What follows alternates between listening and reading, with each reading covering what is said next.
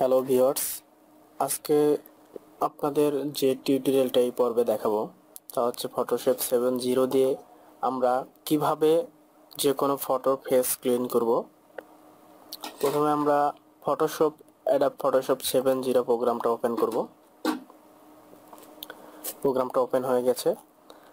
তারপরে আমরা যে ফটোটার ফেস ক্লিন করব সেই ফটোটা ওপেন করব। এখান থেকে যে কোনো একটা ফটো আমরা সিলেক্ট করব। মনে করেন এই ফটোটার ফেস আমরা কি করব, ক্লিন করব।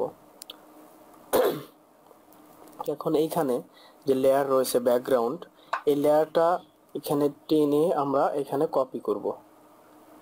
কপি, এই যে দেখুন কপি হয়ে গেল। তো কপি হওয়ার পরে আমরা যে কাজটা করব এটা হচ্ছে ফিল্টারে যাব। ফিল্টার অপশনে গিয়ে ব্লার, গসিয়ান ব্লার, আবার দেখাচ্ছি আমি, ফিল্টারে গিয়ে ব্লার, গসিয়ান ব্লার, এটা 16 অথবা 17 মধ্যে রেখে দেব। দেখুন ফটোটা ঝাপসা হয়ে গেছে।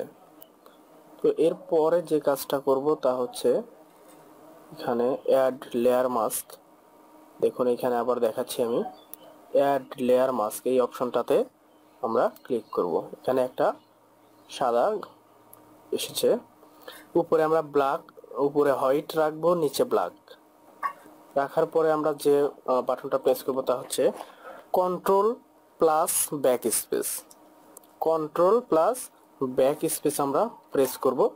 দেখুন এখানে সাদা ছিল কালো হয়ে গেছে। এখন এই ফটোটা আমরা ব্রাশ টুলের মাধ্যমে ক্লিন করব। কিভাবে, এখানে মোড নরমাল থাকবে, অপাসিটি 24 থেকে 25 বা 26-এর মধ্যে রাখলে ভালো হয়। এখানে ফ্লো 100-ই থাকবে।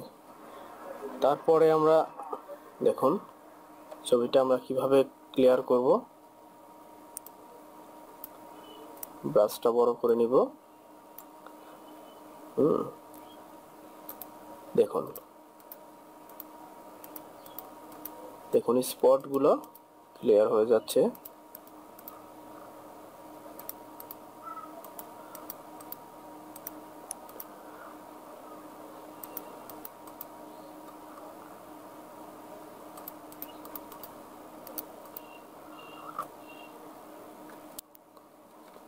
দেখুন স্পট ক্লিয়ার হয়ে গেছে।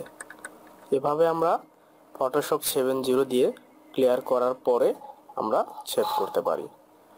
তো আজকে এই পর্যন্তই। অবশ্যই আমাদের চ্যানেলটি ভিজিট করতে ভুলবেন না। আমাদের চ্যানেলটি সাবস্ক্রাইব করুন, আমাদের সাথে থাকুন পরবর্তী আপডেটের জন্য। ধন্যবাদ।